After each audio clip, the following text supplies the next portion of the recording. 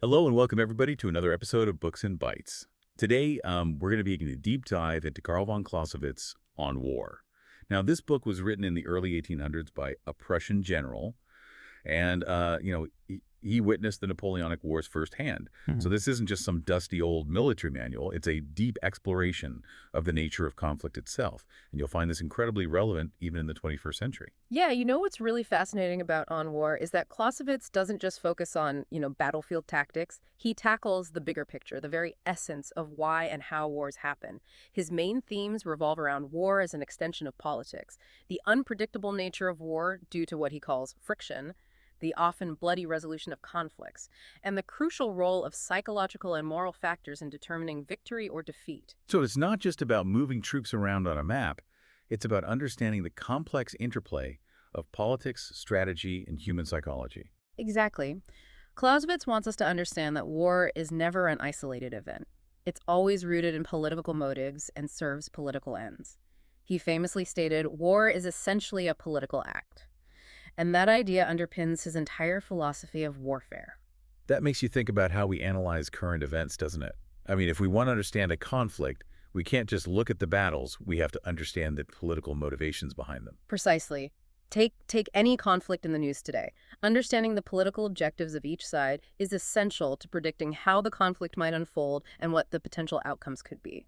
So how does this political act of war actually play out? Does Clausewitz give us any insights into how those political goals translate into military actions? He does, and here's where things get really interesting. Clausewitz argues that while war aims for a decisive outcome, a bloody solution, as he puts it, it's rarely a straightforward path from political motive to battlefield victory. There's a lot of back and forth, a lot of strategic maneuvering, all driven by those underlying political objectives. It sounds like he's acknowledging that war is messy and unpredictable, that things don't always go according to plan. Absolutely. And that's where his concept of friction comes in. Think of friction as all those unexpected wrenches thrown into the gears of war. The fog of war, the human errors, the logistical nightmares, all those things that make war so much more complex and unpredictable than any theoretical model could predict. Can you give us an example of this friction in action, Yeah. something that really brings this concept to life?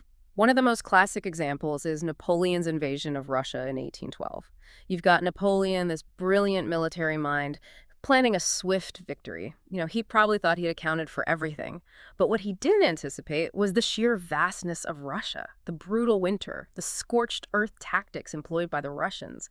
These elements, this friction, turned his grand campaign into a desperate retreat, ultimately leading to his downfall. Wow, that's a pretty stark illustration of how even the best laid plans can go awry in the face of the unexpected. It makes you wonder if any military leader can ever truly control the course of a war. And that's a key takeaway from Clausewitz. He's arguing that you can never fully eliminate friction. There will always be unexpected challenges, unforeseen consequences. A good strategist, therefore, needs to be adaptable, able to adjust their plans on the fly and capitalize on opportunities as they arise. So it's not just about having a brilliant plan. It's about being able to think on your feet and roll with the punches. Precisely. And this is where Clausewitz's insights become surprisingly relevant to everyday life, even outside of a military context. Think about your own goals, your own plans. How often do they unfold exactly as you envision them? Not very often, to be honest. There are always unexpected roadblocks, unforeseen delays, things that force me to adjust my approach. Exactly. And that's the essence of Clausewitz's friction. He's reminding us that the ability to adapt, to be flexible in the face of unforeseen challenges, is crucial for success in any field. That's a great point. So we've got these political goals driving wars, and this inherent friction making things unpredictable. Where does the actual fighting, the clash of armies, fit into all of this? That's where Clausewitz delves into the nature of offense and defense. And he has some very thought-provoking ideas about which is the stronger form of warfare. He actually argues that the defense is generally the stronger form, especially early on in a conflict. Really? Yeah. That seems counterintuitive. Don't you need to be aggressive to seize the initiative to win a war? It's tempting to think so. But Clausewitz points out that the defender has some inherent advantages. They're fighting on familiar terrain, they can choose advantageous positions, and perhaps most importantly, they have a stronger will to fight. They're defending their homes, their families, their way of life. This gives them a psychological edge over the attacker. So it's not just about physical strength. It's about psychological resilience and the motivation that comes from defending what's yours. Exactly. And this ties back to Clausewitz's emphasis on the moral and psychological dimensions of warfare. He believed that the spirit of the troops, their morale, their belief in the cause they're fighting for, could be just as decisive as their weapons or tactics. That makes sense. It's about the will to fight, the determination to persevere, even in the face of setbacks and adversity. Precisely. Think about it this way. You can have the best weapons in the world, but if your soldiers are demoralized, if they don't believe in what they're fighting for, they're unlikely to be successful. That's a powerful insight. And it makes you think about how important leadership is in war. A commander who can inspire their troops, instill confidence in them, and keep their spirits high can be a decisive asset. Absolutely. And Clausewitz recognized this. He believed that a great commander isn't just a brilliant strategist. They're also a leader who understands the human element of war, who can harness the moral forces of their troops and turn them into a weapon as powerful as any artillery piece. So we've got the political motives, the friction, the psychological factors at play. Yeah. How does all of this come together in Clausewitz's view of what makes for successful military strategy? That's where Clausewitz gets really into the nitty-gritty of warfare.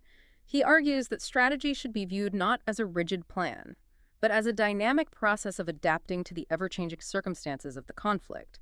He recognized that the initial plan is just a starting point, and that a good strategist needs to be constantly reassessing the situation, adjusting their goals, and seizing opportunities as they arise. So it's not about sticking to a predetermined script, but about being flexible and responsive to the unfolding situation. It sounds a lot like jazz improvisation, where you have a basic structure, but you're constantly riffing and adapting based on what the other musicians are doing. That's a great analogy. Clausewitz would probably approve. He saw strategy as this ongoing conversation, this constant interplay between your own plans and the enemy's actions. And he believed that this flexibility is even more important in the face of that friction we talked about. Right, all those unpredictable elements that can throw a wrench into the best laid plans. Precisely. The unexpected delays, the logistical snafus, the mistakes made by your own troops, the clever maneuvers of the enemy. All these factors require a strategist to be adaptable and to think on their feet.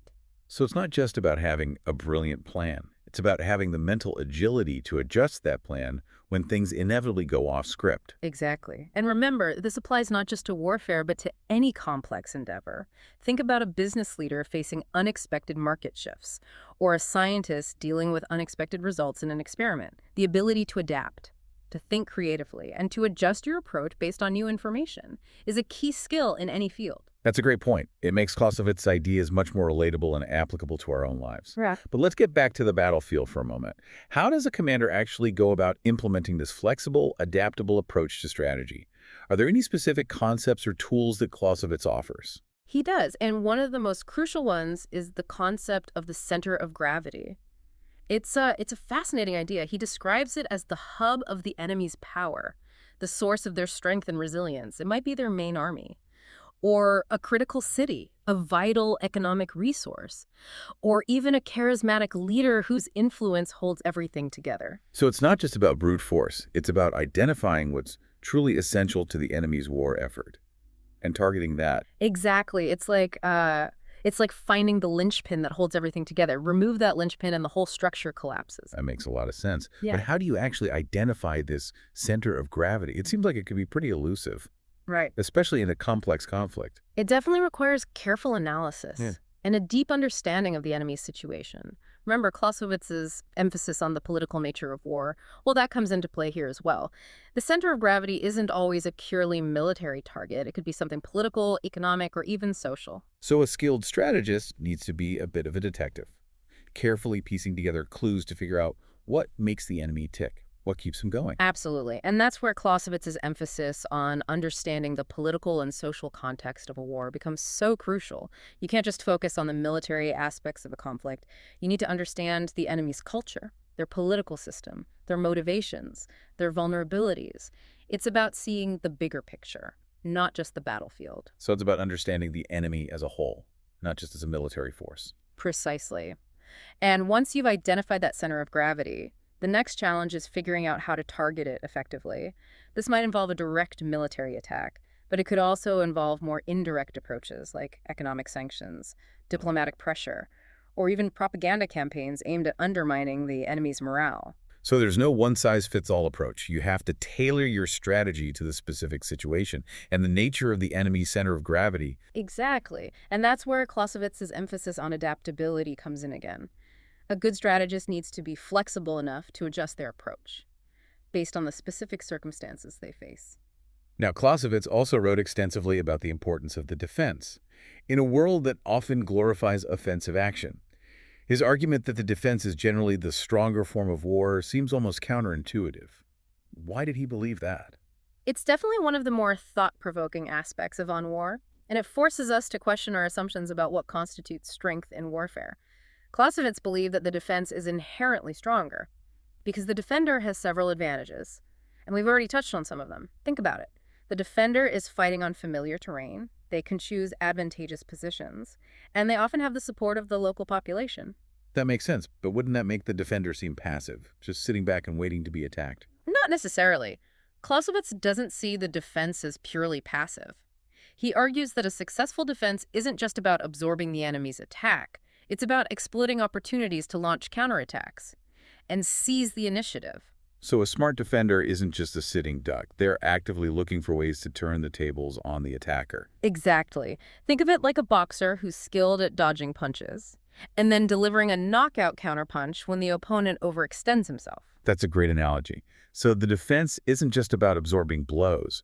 It's about choosing your battles carefully, waiting for the right moment to strike back, and turning the attacker's strength against them. Precisely. And this idea of a strategic defense is particularly relevant in our modern world, where we often see smaller nations or groups facing much larger and more powerful adversaries. By adopting a smart defensive strategy, they can leverage their own strengths, exploit their opponent's weaknesses, and potentially level the playing field. That's fascinating. I mean, you think about how a smaller nation, even if outmatched militarily, could potentially deter a larger aggressor by making the cost of invasion too high. Absolutely. And this idea ties into another key concept that Clausewitz explored: people's war. That sounds intriguing. What did he mean by people's war? People's war is essentially a concept where the entire population participates in resistance against an invader or occupier. It's not just the regular army fighting, but also civilians taking up arms, using guerrilla tactics, and making the enemy's occupation as costly and unsustainable as possible. So it's kind of like turning the entire country into a battlefield, with no clear front lines and constant harassment of the enemy. You got it. And this can be incredibly effective. Clausewitz saw it as a potent tool for the weaker side, especially against a larger, more technologically advanced enemy. He even argued that a people's war could wear down the enemy's will to fight, no matter how powerful they are. He did. He believed that the sheer determination of a people fighting for their homeland, combined with the difficulties of waging war in a hostile environment, could eventually tip the scales in favor of the defender. Think about the resilience of the Vietnamese against the Americans, or the Afghans against the Soviets. Those are powerful examples of how a people's war, even against a superpower, can succeed in achieving its objectives. Absolutely. And it underscores the fact that military power alone is often not enough to win a war. Understanding the political, social, and psychological dimensions of conflict is just as important as mastering battlefield tactics. So Clausewitz was a military theorist, but he was also a keen observer of human nature and the complexities of politics. Exactly. And that's what makes On War such an enduring and thought-provoking work. It's not just a dry military manual. It's a deep exploration of the nature of conflict itself, something that transcends time and place. And one of the things that really struck me in Order on War is Clausewitz's emphasis on the importance of studying military history. Why did he believe this was so crucial for military leaders? Clausewitz was a firm believer that the study of history, particularly military history, was essential for any aspiring commander.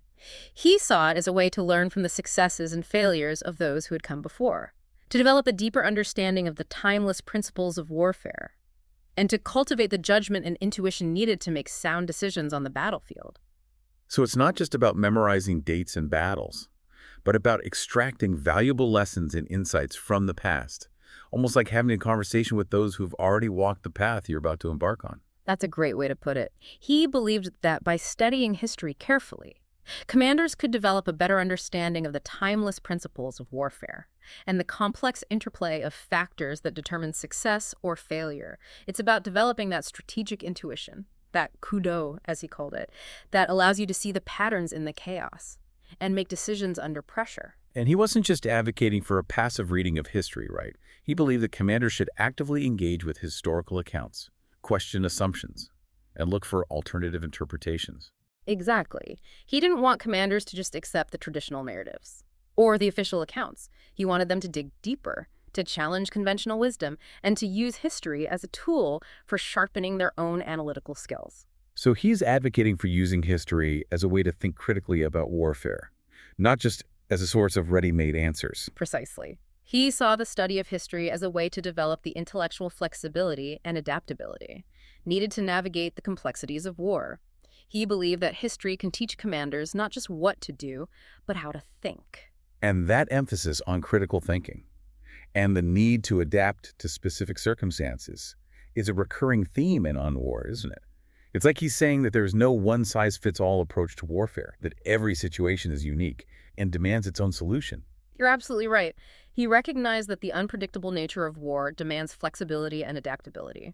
He believed that a successful commander must be able to think creatively, adjust their plans in response to changing circumstances, and make decisions based on a nuanced understanding of the situation at hand. It seems that one of the most crucial aspects of this adaptability is being able to recognize the limitations of your own plans and to be willing to change course when necessary.